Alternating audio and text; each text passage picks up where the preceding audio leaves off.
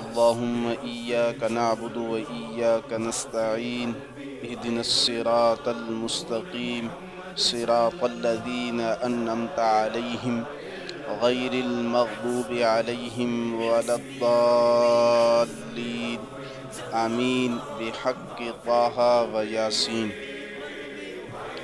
یہی ہے آرزو کہ تعلیم قرآن عام ہو جائے، یہی ہے آرزو کہ تعلیم قرآن عام ہو جائے، ہر ایک پرچم سے اونچا پرچم اسلام ہو جائے، ہر ایک پرچم سے اونچا پرچم اسلام ہو جائے۔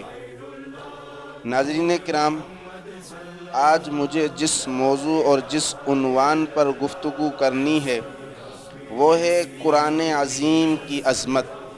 اللہ تعالیٰ سے دعا ہے کہ باری تعالیٰ میری زبان پر کلمۃ الحق کو جاری فرمائے۔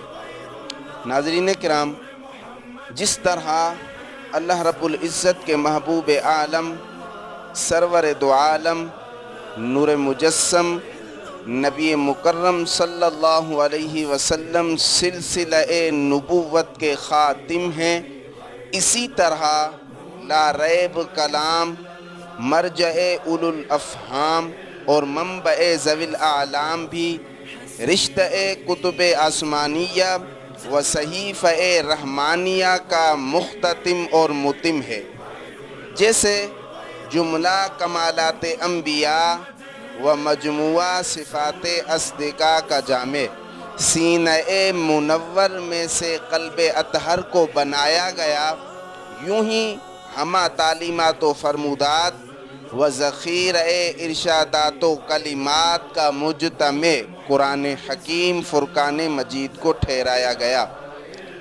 ناظرین کرام، بر و بحر کے معاملات ہوں یا شمس و قمر کے پیغامات، اس کلام ذی شان میں یوں پروئے گئے جیسے لڑی میں موتی۔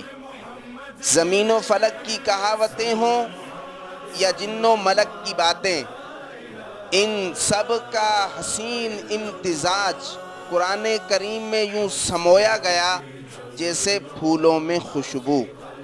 فصاحت و بلاغت کا وہ ٹھاٹھے مارتا دریا ہے جس کی گہرائی تو کیا کوئی جانے، ساحل کی بھی خبر نہیں۔ دنیا کا مسئلہ ہو یا آخرت کا مرحلہ، تجھے یہ کتاب اس کا نام و نشان بتاتی جائے گی۔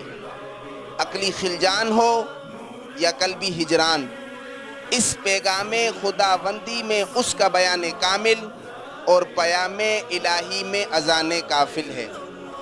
اسلوب دل میں اترنے والا، انداز نظروں کو بھانے والا، طریقہ دل کو لچانے اور شیرہ روح کو گرمانے والا ہے۔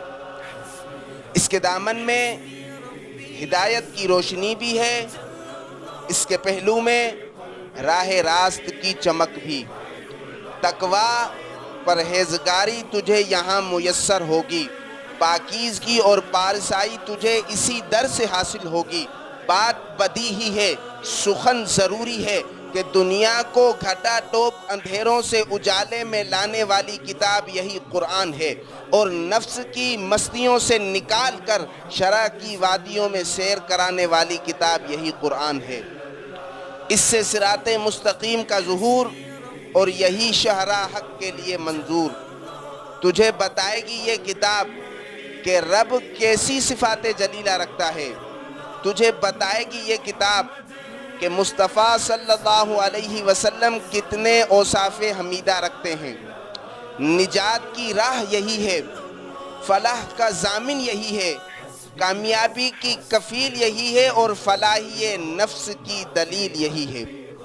اللہ تعالیٰ سے دعا ہے کہ رب کریم ہمارے استاد محترم استاد العلماء حضرت علامہ مولانا مفتی محمد وسیم ضیائی صاحب کو دراز عمر بالخیر عطا فرمائے، اور رب کریم استاد محترم کا سایہ ہم تمام طلباء پر تا دیر قائم و دائم فرمائے۔ وآخر دعوانا ان الحمدللہ رب العالمین۔